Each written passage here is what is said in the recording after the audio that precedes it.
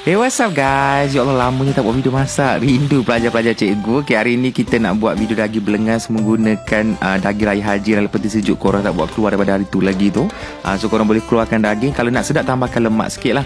Lepas tu kita akan rebus. Rebus tu dalam 30 minit sampai daging tu empuk and sampai air dia kering macam ni. Okay, lepas tu korang tambahkan 1 sudu kecil serbuk kunyit and then masukkan minyak masak sebab kita nak bagi dia garing-garing sikit. And then korang blend 7 ulas bawang putih dengan seketul halia. Lepas tu masukkan. Lepas tu ambil kicap caramel dengan kicap manis. Kalau tak ada kicap caramel, guna kicap manis sahaja. Tambahkan sos cili, sos tomato dan juga sos tiram. Sos tiram kena lebih sikit baru sedap lah. Resepi ni kita campak-campak sahaja. Tak perlu meja sangat lah. Tambahkan garam sebut rasa cukupnya. Kalau kering sangat, masukkan air sikit. Lepas tu masukkan bawang holland, cili padi dengan kacang panjang. Lepas tu kacang-kacang siap lah. Boleh makan nasi putih. Yang simple je. Aku pun baru puasa lama tak buat video masak. Rindu. Tapi tak apalah.